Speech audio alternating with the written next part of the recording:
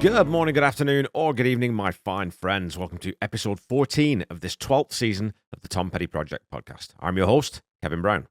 This is the weekly podcast that digs into the entire Tom Petty catalogue, song by song, album by album, and includes conversations with musicians, fans, and people connected with Tom along the way. Okay, I hope you all enjoyed last week's chat that I had with Will Porteous, and I hope you checked out the new single In the Middle by Pharmacists. This past week, I celebrated the start of my 53rd trip around the sun.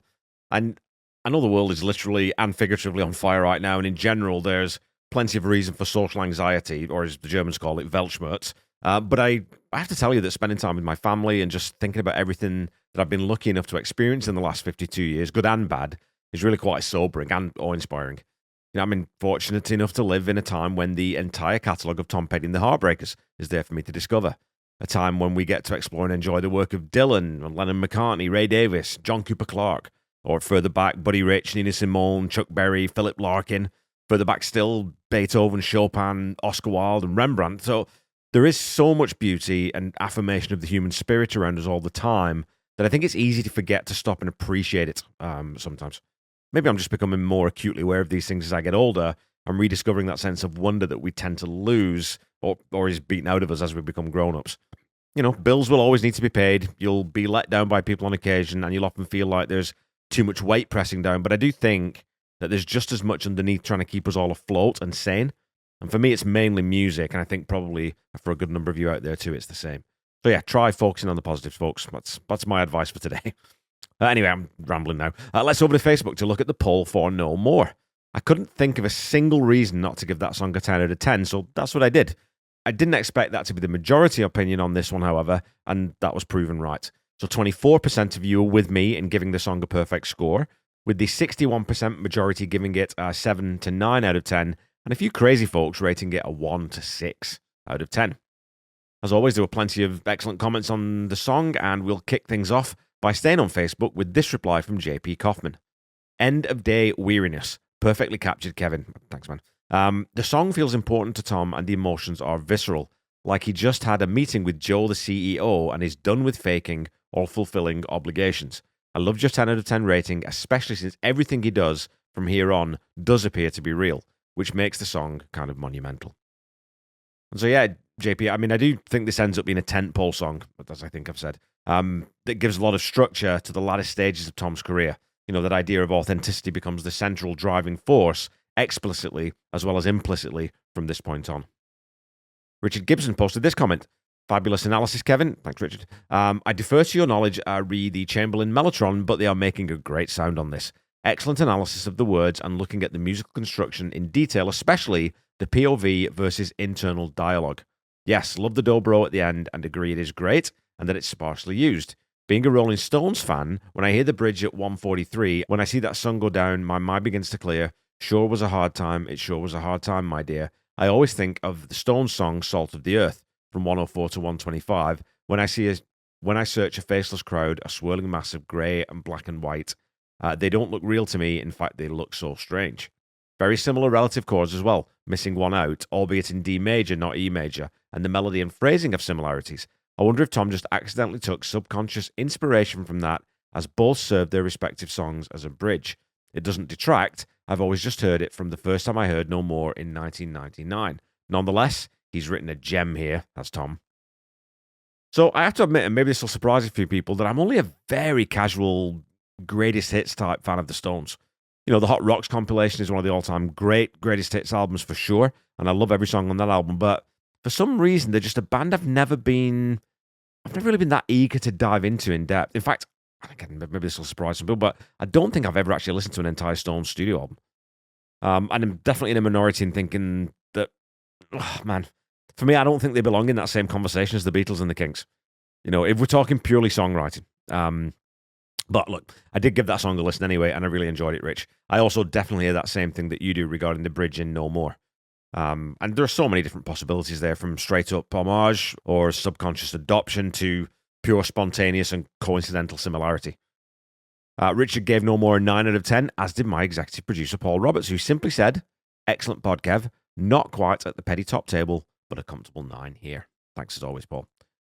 Now, to finish up, over on Instagram, I'm in trouble with predictions queen Lisa Kelly Pennington for rating I Don't Want to Fight so low that she left me this comment. You're killing me, Smalls. Thanks as always to everyone who took the time to leave a comment. It's always hugely appreciated, and I do always enjoy reading your perspectives, so keep them coming. Today, though, let's jump into the 13th track from Echo, About to Give Out.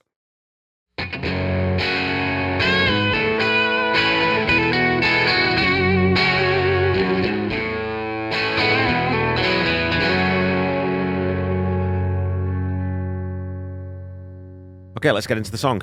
In conversations with Tom Petty, Tom is telling author Paul Zollo about the title track from the album, but changes tack to briefly mention today's song, saying of the Heartbreakers' contributions to it, I like this other rock and roll song on there called About to Give Out. I thought they played really great on that. So that's as good a place as any to start today's conversation. Great little rock and roll song. On an album full of weight and darkness, this one picks up the pace and gets us rollicking along at a good pace. And sonically, this one has always felt to me like a close cousin of Making Some Noise. About to Give Out is a slower tempo, and it's a straighter backbeat, but it has that same sense of fun and that little wink toward the camera that it shares with the Into the Great Wide Open track. Obviously, there's also the use of the word mama in the chorus, but it goes beyond that for me as well.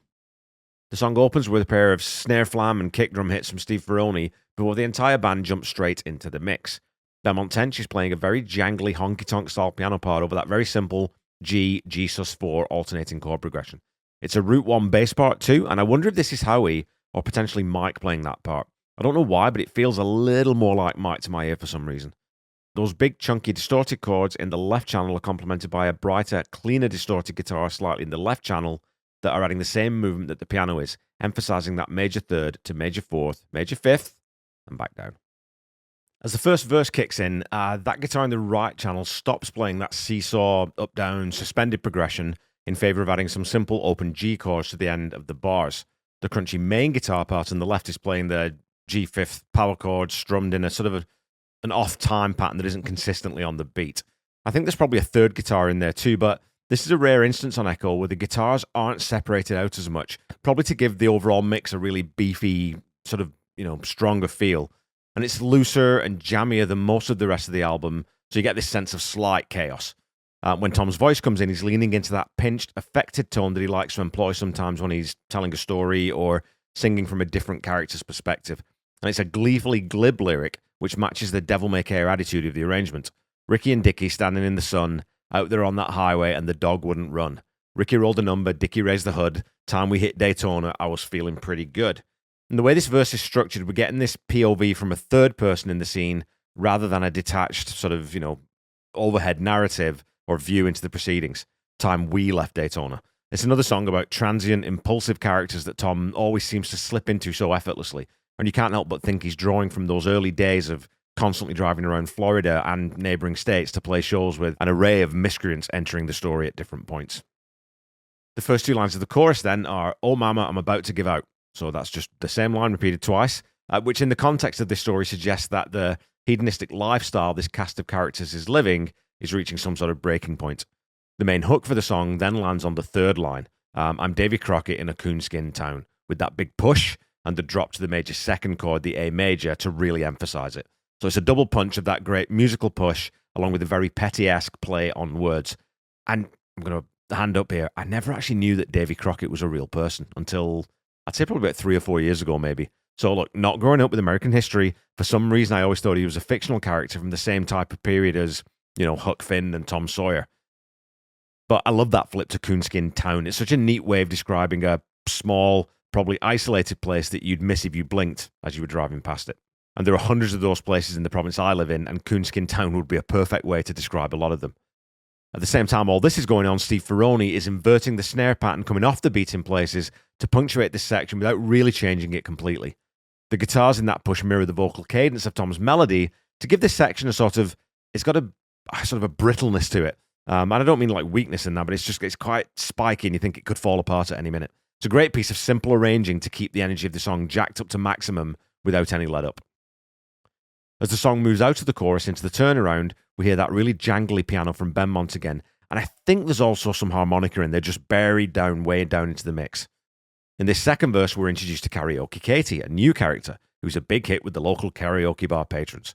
And in this section, we hear the fabulous addition of a little major seventh lick on the piano from Benmont at the end of each bar, which is yet another fine example of how the Heartbreakers all knew exactly how much to play to lift the song without ramming anything down your throat.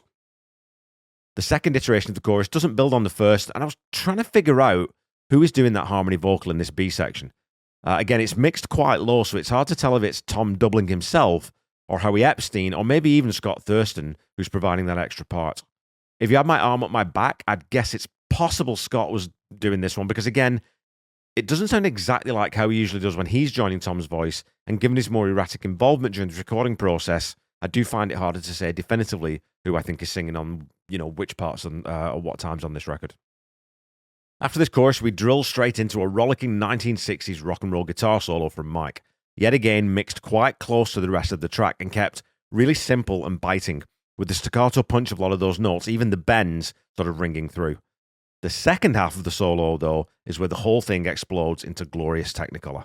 And we have another instance of Benmont really stepping forward saying, "Hold my beer," and laying down a face melter on you, to remind you that even though his job in the band is usually to colour in the background of these sonic paintings, he can give you fire and brimstone anytime you want it.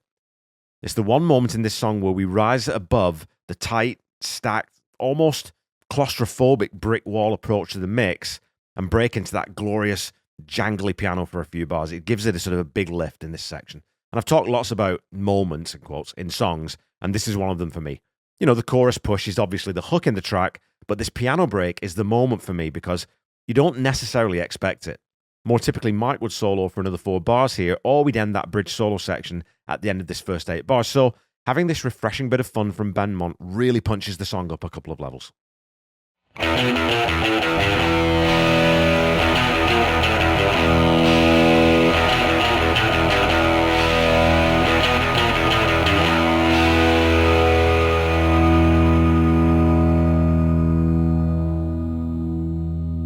Well, it's time for some petty trivia. Your question from last week was this. Which single was ranked by Billboard magazine as the best of the year in 1999? Was it A, Believe by Cher, B, I Want It That Way by Backstreet Boys, C, Livin' La Vida Loca by Ricky Martin, or D, Genie in a Bottle by Christina Aguilera? Well, Genie in a Bottle came in at number 7 in the year-end chart, and I included it because I have to say that I concur with Ross Noble's forensically accurate takedown of Miss Aguilera's Genie expert credentials. In fact, I'll play it for you right now. I've got a slight obsession with Genie logic. Yeah. And so this might be, we might not get to the food stuff. Yeah. I have a huge problem with Christina Aguilera. Yeah. Because she's she claims to be the number 1 world's Genie expert, right? And then she sings it, but she knows nothing about genies, right? Yeah. In that song, right, she sings, if you want to get with me, baby, there's a price to pay. Yeah. I'm a genie in a bottle. Yeah. Got to rub me the right way, right? 2 things. Yeah. First thing, you don't rub the genie. Yeah. You rub the lamp. She's saying, you rub the lamp. Yeah. She says, I'm a genie in a bottle, right? Genies do not live in bottles, right? Yes, in I Dream of Jeannie, there was a bottle in that one. Larry Hagman kept her in a bottle, but that relationship was sex slave, basically. You know what I'm saying? There was something going on there that wasn't an equal relationship. He'd imprisoned that genie to work as his domestic slave, right? Yes. So that's genie slavery. So I'm not accepting the bottle situation. Yeah. So she claims she's a genie in a bottle. They live in lamps. And if she is in a bottle, you would rub the bottle, not the genie itself. Yeah. So I'm just saying. So she shouldn't be singing that song. She knows bugger all about genies. Yeah. Okay, enough of that silliness. Despite spending most weeks at number 1 with their album Millennium, Backstreet Boys' I Want It That Way peaked at 15 on the year-end chart, while Ricky Martin's admittedly infectious Living La Vida Loca landed at number 10. And for the record, I much prefer Puss and Donkey's version from Shrek 2. Meaning that your answer is A, Believe by Cher. And I got to tell you folks, as much as I like a lot of her early career, this song was and is like nails on a chalkboard for me. It heralded the real start of the auto-tune era, and I find it's like sulfuric acid for the eardrums. I'm not going to be starting a Cher podcast anytime soon, that's for sure. Or Cher, or Cher, or Cher, or Sure, however you want to pronounce it. Your question for this week is this. Which song appeared as the B-side of the Room at the Top CD single? Is it A, About to Give Out, B, Billy the Kid, C, Sweet William, or D, Accused of Love?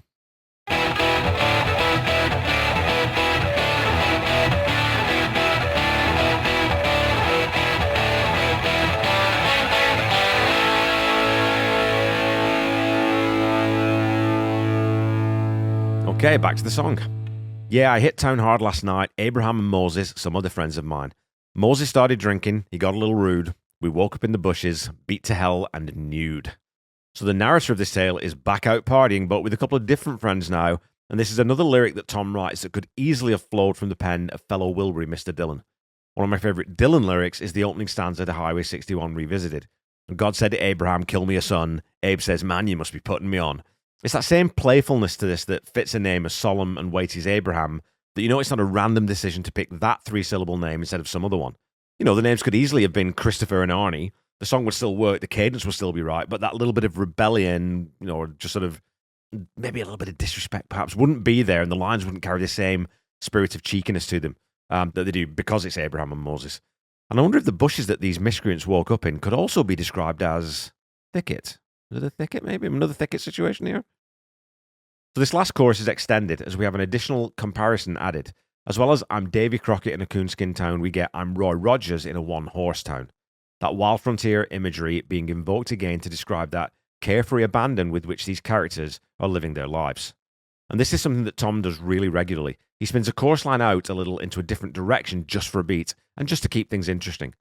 Now, a few months ago, I wrapped up reviewing the Foo Fighters' first 8 albums on the Ultimate Catalog Clash, and this was something that we ended up noticing about Dave Grohl's lyrics. He doesn't do this. The chorus is the chorus is the chorus in 95% of all the Foo Fighters songs, which, and hey, I'm a fan of the band, but Dave rarely adds in a little bit of extra sauce by giving us that extra line or that extra character or a sort of a change just to the third or fourth lines, whatever it is. It's not a well-worn tool in his songwriting toolbox. After that line, Roy Rogers in a one-horse town, we also have this wickedly cool flanged guitar accent that's probably been run through a wah pedal or something as well. It's almost like a little alarm going off just for a couple of beats, and it never shows up anywhere else in the song. So it's another wonderful little adornment that just gives you that moment of, oh, what the heck was that?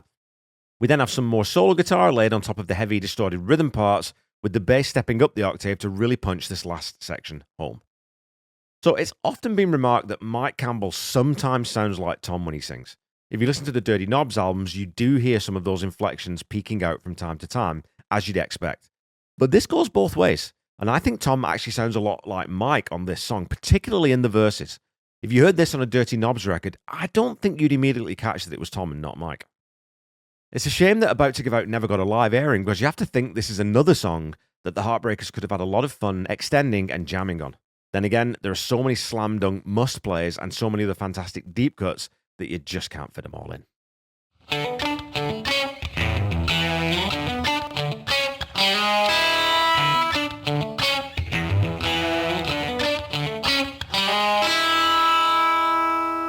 Okay, Pettyheads, that's it for this week. I always love it when Tom and the boys cut loose with a straight-up rock and roll song that just has the spirit of fun and adventure and a slight edge of danger to it. And this is by far the best example of that on this record for me. If you have a Tom Petty upbeat type playlist anywhere, its cousin, as I see it, Making Some Noise is going to be on there. So is King's Road and What Are You Doing in My Life too. And I dare say this song would make that cut very comfortably. About to Give Out is an easy, solid 7 out of 10 for me.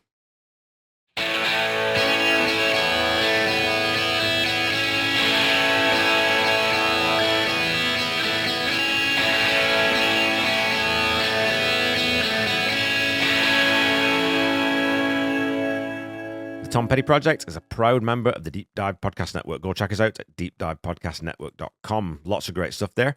You can also check out My The Podcast, Seaside Pod Review, a Queen podcast that I do with my very good friend Randy Woods. And you can also check out the Ultimate Catalog Clash that I co-host with my great pal Corey Morissette. We just released today, as I'm recording, an episode covering the Commitments soundtrack, which is a great movie. If you've never seen it, go check it out and then check out the album. Don't forget to follow me on Facebook, Instagram, Threads, and YouTube at The Tom Petty Project and on Blue Sky at Tom Petty Project. Go follow, like, subscribe as applicable, and again, leave a review or a rating if you haven't done that already. Keep talking to me on social media, and I'll try to keep reading out as many of your comments as I can on the show.